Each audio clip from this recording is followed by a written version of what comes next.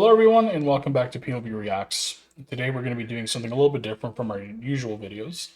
Today we're going to be watching the video The Fallen of World War II. This will be something completely different from what we usually do. World War II was a horrible event in human history. So many people did perish in this event. And we're going to see how these guys go ahead and portray the amount of people who were lost due to this war. So, without further ado, we're going to start the video. We're going to leave the original link down below, and let's get into it, guys.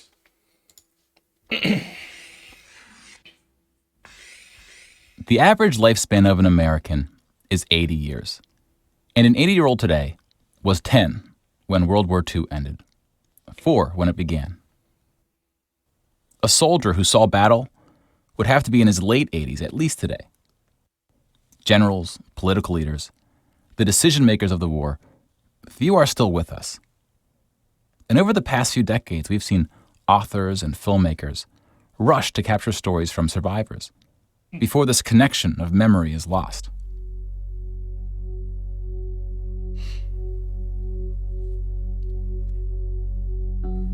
This project is not about individual war stories, and it's not about survivors. We're going to tally up the tens of millions of people whose lives were cut short by the war, and see how these numbers stack up to other wars in history, including trends in recent conflicts.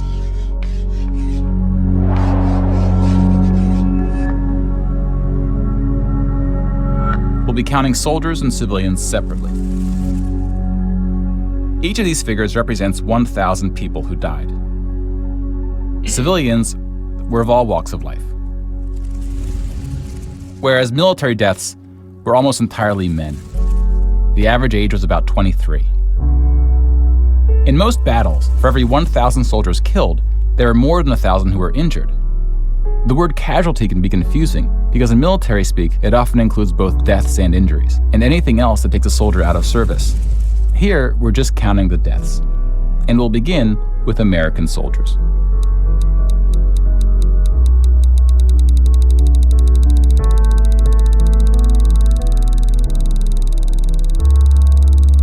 Over 400,000 died. Most of the deaths occurred in the European theater, fighting the Nazis. And about a quarter were in the Pacific, fighting the Japanese. When you put them on the timeline, you see that casualties were the heaviest at the end of the war. The war began on September 1st, 1939. But the US wasn't willing to join the fight until Pearl Harbor, 2 years in. The deaths increased drastically on D-Day, when the Allies invaded Normandy. One of the most tragic moments of the war was on D-Day at Omaha Beach, where 2,500 Americans fell. So about the same number of US soldiers died on this single beach landing as the entire 13 years of the recent war in Afghanistan. The bloodiest battle in the Pacific was Okinawa, which lasted 82 days, during which 12,500 Americans died. About 5,000 of these deaths were at sea from kamikaze attacks. Now let's look at some other countries, starting with Europe.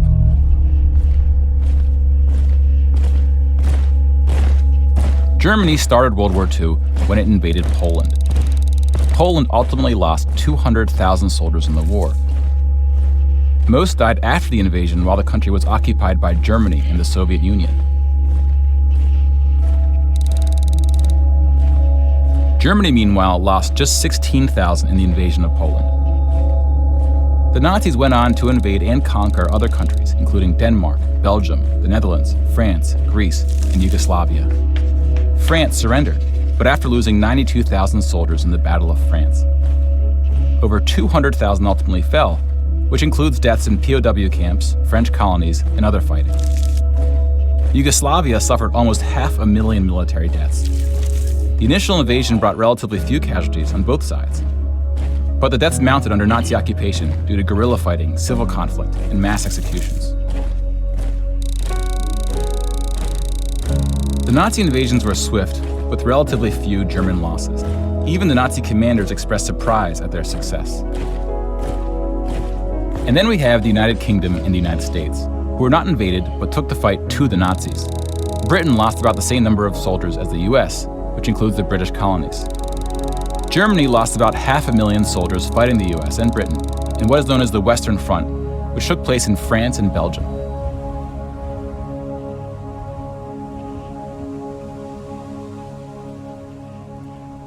But most Nazi soldiers died in the Eastern Front, Germany's unsuccessful invasion of the Soviet Union. The numbers are staggering. The most famous battle of the Eastern Front, and perhaps the turning point of the European war, was Stalingrad. The German 6th Army successfully took Stalingrad, but then got surrounded by the Soviets and cut off from food and ammunition. 500,000 Nazis would ultimately die in Stalingrad. Another 100,000 were taken prisoner, of which 6,000 would ever return. POWs had a low survival rate throughout World War II, and it was particularly grim in the East. When you include these POWs, roughly the same number of Germans died in Stalingrad as all the Western Front fighting against France, the UK, and the US. And though Stalingrad was a victory for the Soviets, they suffered almost twice as many losses as Germany.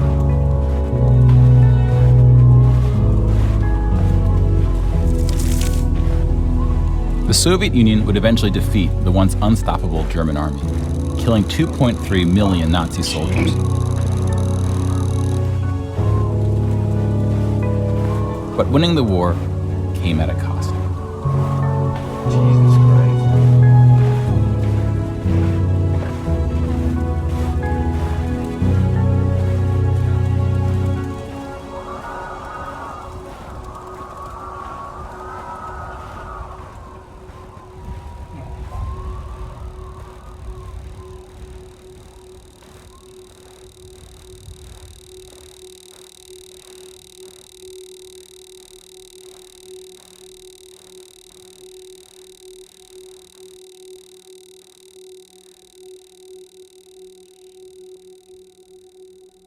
8.7 million is the official tally by the Russian military, a hotly disputed number. Some studies have calculated as many as 14 million dead. Jeez.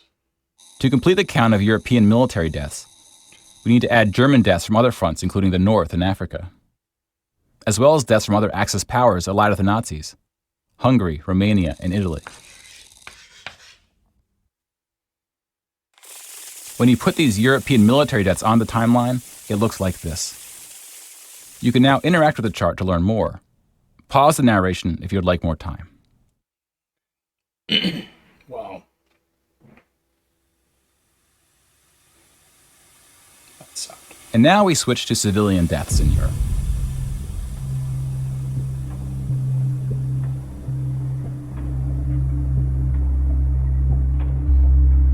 Six million Jewish people were killed in the Holocaust.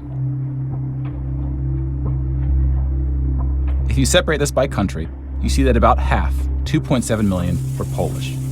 700,000 were Soviets, followed by Hungary and 17 other countries.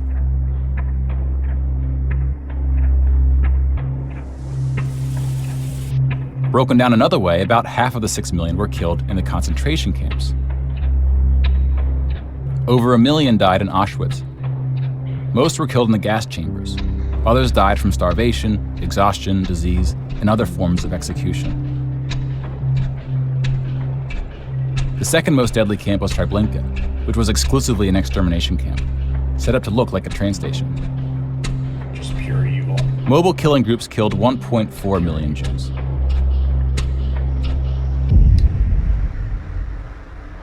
Like with the gas chambers, men were killed first to reduce the risk of revolt.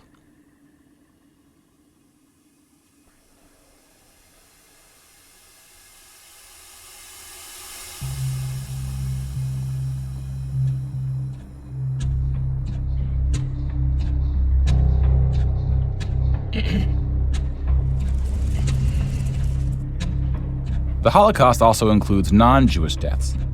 Between 130,000 to 500,000 Roma, then called Gypsies, were killed. The numbers are disputed. About 250,000 people with disabilities were killed, Homosexuals, Catholics, and other groups were also exterminated, but their numbers were relatively small. Some historians say that other civilian deaths should go under the label of Holocaust. About 2 million non-Jewish Poles were killed under German occupation, some of which were sent to the gas chambers at Auschwitz. When you combine civilian and military deaths, over 16% of the total Polish population died in World War II, which is the highest percentage of any country. But not the highest in total death count. The Soviet Union again tops that list, losing at least as many civilians as it did soldiers, somewhere between 10 and 20 million. A particularly dark moment for the Soviet Union was the siege of Leningrad, now St. Petersburg. German forces surrounded Leningrad before civilians could be evacuated. Supplies, including food, were cut off for 2.5 years. 1.5 million people died as a result, mostly from starvation, mostly civilians. Stalin's cruelty towards his own people is partly responsible for these numbers. He often didn't allow civilians to evacuate from cities, thinking it would cause the soldiers protecting them to fight harder. About 1 million Soviets died in Stalin's own labor camps, called the Gulag. Just about every country suffered civilian losses, especially countries who were invaded. While many died as a result of so-called collateral damage, the biggest numbers occurred when it was no accident. Civilians were exterminated, purposely fired upon or bombed, used as human shields, or intentionally deprived of food. The intentional killing of civilians was done by most warring parties, including the United Kingdom and the United States. The United Kingdom was spared of a land invasion, but still lost 60,000 civilians, largely from German air raids or blitzes, often directed at civilian population centers. The UK did the same to German cities at a much greater magnitude, causing about 10 times the number of deaths. But most German civilian deaths came from the ground at the late stage of the war. When the Nazi regime collapsed, civilians living in occupied regions had to desperately flee from the advancing Soviet army. Rapes were widespread, and death estimates ranged from 600,000 to 3 million.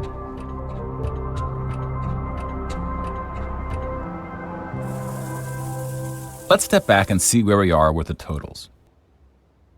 We just counted about 20 million civilian deaths in Europe. If you add this to the European military deaths we already covered, it brings us to over 40 million. Then we have the Asian theater. Here we see the vast majority of military deaths in Asia came from China and Japan.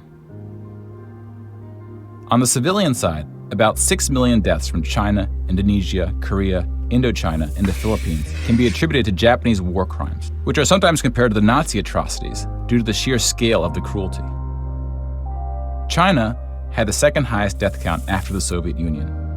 And like the Soviets, the Chinese government demonstrated a stunning willingness to sacrifice its own people. Chinese nationalists opened the dike at the Yellow River, hoping the flood would halt the Japanese advance. 500,000 Chinese civilians or more were killed, which is 2 or 3 times the number who died in all countries in the 2004 Asian tsunamis. But the invasion of China only cost Japan 200,000 soldiers. Most were killed fighting the US and allies in the Pacific War. A significant portion of Japanese civilian deaths were caused by American firebombing and the 2 nuclear attacks. Contrary to official US statements, these airstrikes were directed at civilian populations, not military targets. When you add all the deaths outside Europe, it brings us to a grand total of 70 million for the war, give or take depending on who's counting and what civilian deaths get included. More people died in World War II than in any other war in history. For comparison, here are 20 or so of the very worst wars and atrocities we have on record. Some of these are more of atrocities than wars, but we've seen how that distinction can get blurry. Some of these spanned across centuries. World War II had the highest body count, and it all happened in just 6 years. The world's population has grown significantly since the earliest atrocities on this list. If you want to compare them in terms of what percentage of the world died, we can adjust the chart to look like this. This rough approximation tells us there may have been more devastating wars before World War II, proportionally speaking.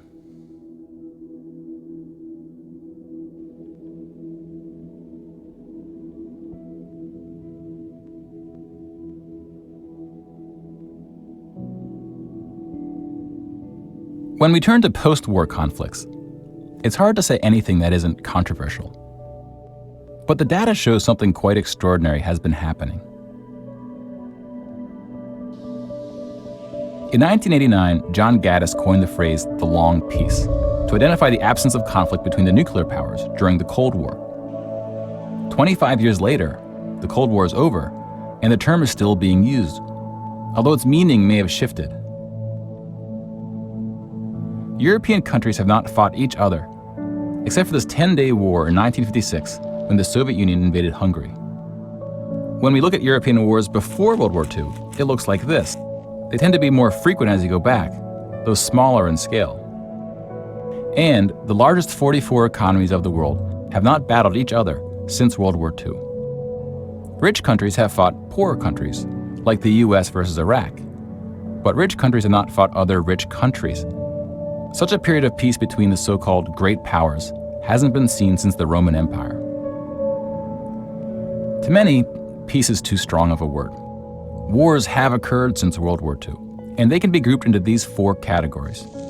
We don't see colonial wars anymore. We've already noted that interstate wars between rich countries have not occurred at all, and here we see wars involving smaller economies have tapered off. That leaves civil wars of 2 types, with and without foreign intervention. And this is what these battle deaths look like alongside of World War II. More people died fighting in World War II than in all the wars since. And again, we can't forget about world population, which has almost tripled since World War II. If we scale these numbers to show deaths in proportion to world population, showing the likelihood that a person on Earth dies in battle, the downward trend becomes even more pronounced. Now, this isn't to infer anything about why this trend is occurring. That's a discussion for another day. You can now interact with this chart to explore what conflicts are behind the totals. Now, bear in mind, we're just looking at battle deaths here, not civilian deaths, but those too are in decline. Peace is a difficult thing to measure. It's a bit like counting the people who didn't die in wars that never happened. We give such importance to the word peace, but we don't tend to notice it when it occurs or report on it. Sometimes it takes reminding ourselves of how terrible war once was to see the peace that has been growing around us. Of course, this trend may not continue, and it's not clear how looking at these charts can help us make the right decisions to ensure that it does. But the longer the long peace grows, the more significant it becomes. So if watching the news doesn't make us feel hopeful about where things are heading, watching the numbers might.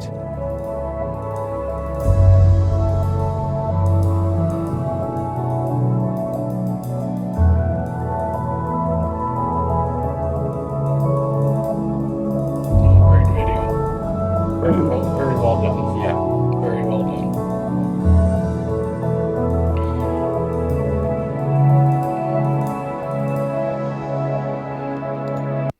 Yeah, this was definitely a heavy video right here.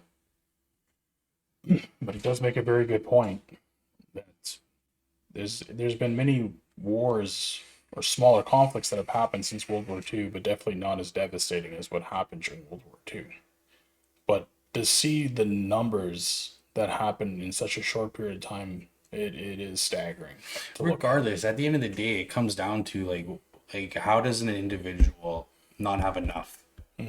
Right? In this world, like all these things happened, all these people died, all these conflicts, even still to this day, small, big, it doesn't matter. It's all because of a pissing contest. Right? And it's like, when is enough for one person, right? You got clothes on your back, you got food in your belly, your kids are taken care of. Like, isn't that what the purpose of life is? But these guys fought over what? It blows my mind. It's quite disgusting. And you know, the unfortunate thing is that no matter what conflict it is, it was always caused by a very small group of people that caused so much death to occur, dragging in the population.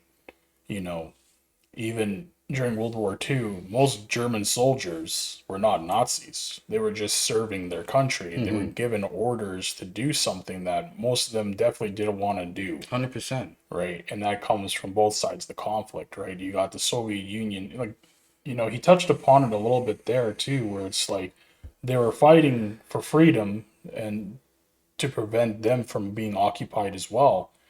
But at the same time, during all this horrible atrocities that are going on, this war that's ongoing, Stalin still decided that there's people that need to be taken care of in my own country. I'm going to send them to gulags. I'm going to send them to death camps while this is still going on. Like, they still have these motives to go ahead and still dish out death and destruction. And the Holocaust is one of those moments of history that can never be forgotten.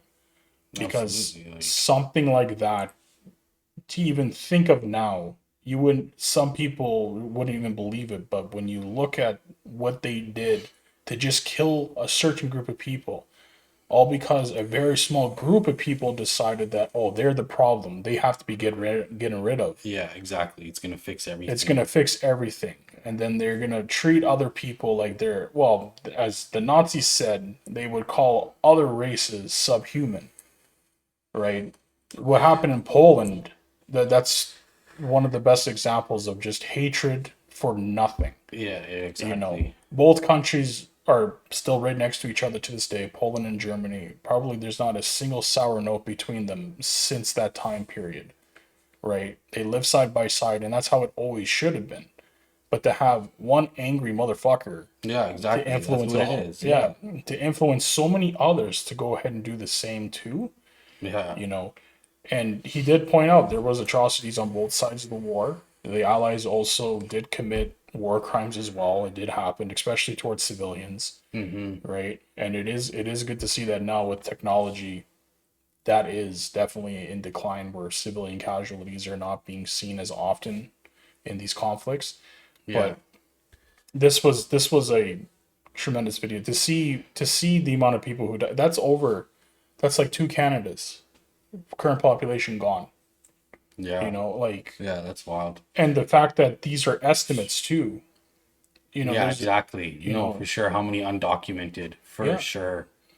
there's a period, and I don't know if that was actually properly shown in this, but for people who don't know, during World War II, when Germany invaded Poland, it made an agreement with the Soviet Union that they would take the other half of Poland. The Soviets did the same thing too. They actually took train cars full of men and sent them to gulags as well, where many of them died. Some of them would never see their homes again. And there's parts of like history like that are almost forgotten, except for the people who had to experience them. And so much of these conflicts, they don't teach enough of it. And it's unfortunate that World War II is not being taught as well as it used to be, because there's so many things that can parallel by just learning from the past to prevent this from happening in the future. It might sound cliche, but truly that's what has to happen for people to really wake up and realize that, why am I shooting at you and you're shooting at me when we have more alike than anybody else? And it's usually a Yeah, politician that's causing exactly. it. No, 100%, right? It's like, you got a wife at home, you got kids at home, you got a mom and dad at home. Like, why are we here? No, that's what I mean. It's disgusting, really. Yeah. It's, If it wasn't for the fact that they say that you're at war with that person, you would have no problem with that person whatsoever. yeah, exactly. And exactly. you know, good big props to this channel here. Let's Yeah, scroll they did a down very good job with this video. Neil Halloran, very good job here. Guys, I hope you guys ended up enjoying this video. I know it was a heavier one than usual. This is gonna transition into some other videos that we're gonna be doing here pretty soon. But definitely go to the original channel, give them a like, send some love to them. If you guys enjoyed our end, please give us a like, maybe subscribe. And if you guys have any more suggestions for us, it doesn't matter what it is, guys. Let us know. Let us know. Yeah. And until next time, guys, take care. Peace out.